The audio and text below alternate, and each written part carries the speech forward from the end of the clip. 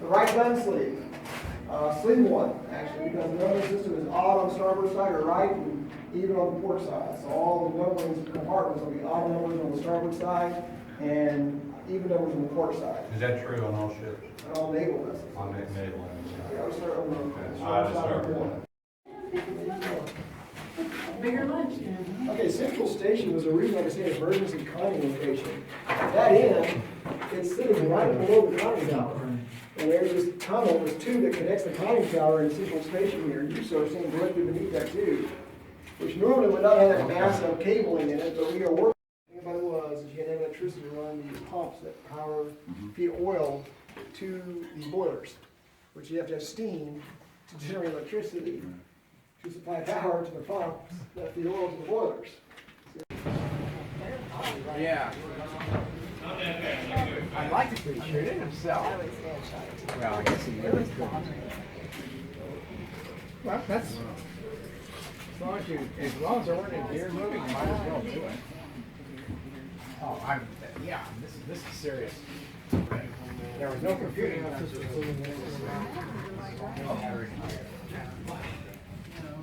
thought they were.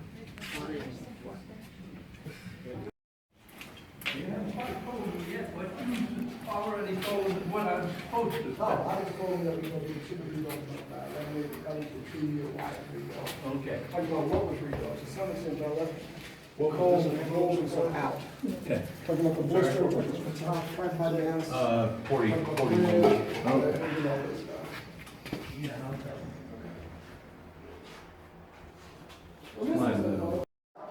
You'll see a bunch of little cylindrical towers to the front of the deck on the main mast with cones on top.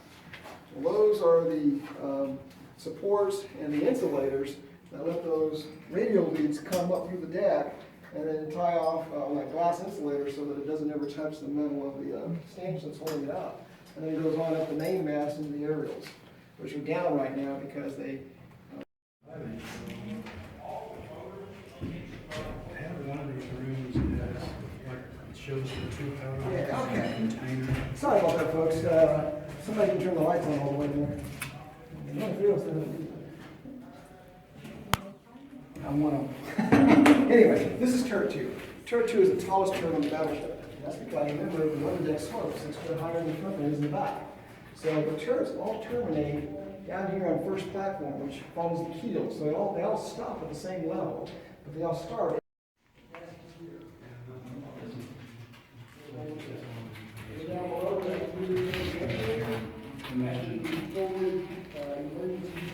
I mean, you could just stop that. Continue to ask how many people were in this area. Like you said, 70 so you have a group of each room, one something. So you probably have 100 people There you go. between here and the next level. More than this stuff. We are considering offering a turret class tour. Anybody here be shooting? Oh, that was 40 years ago. Yeah. Well, we're thinking about it. Get there, be able to climb all the way to the turret.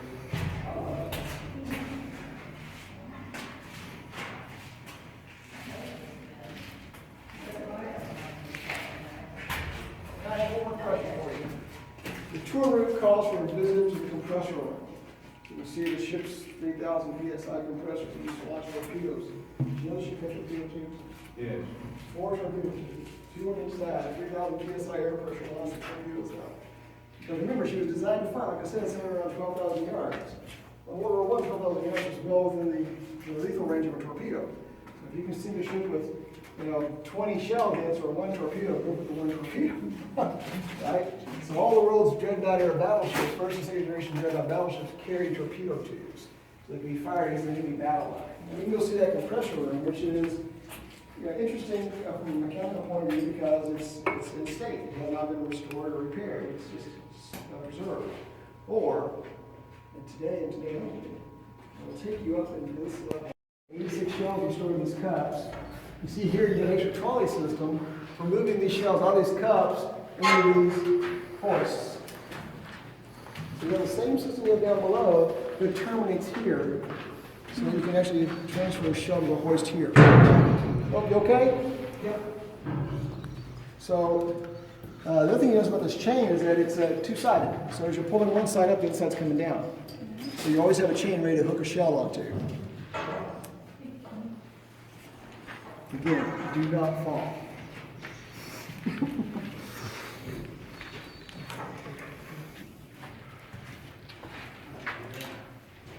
The outer I-beams that you see are the foundation that's actually holding the turret up. So these beams are actually not I-beams, they're the 5 pieces put together to form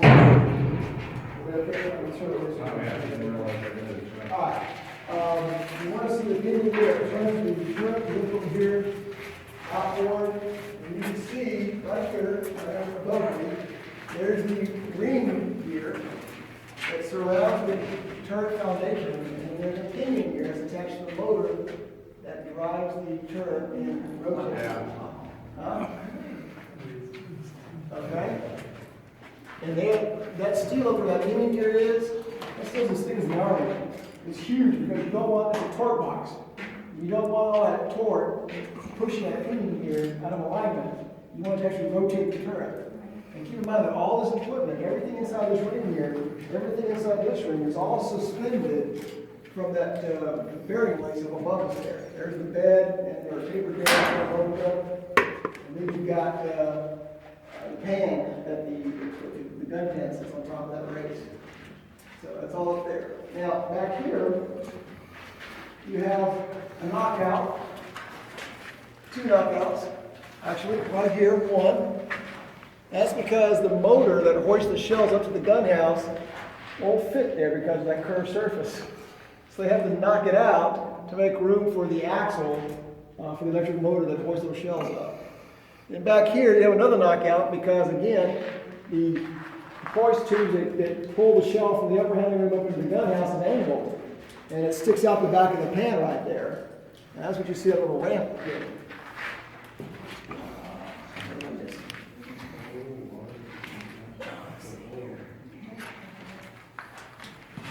Over here.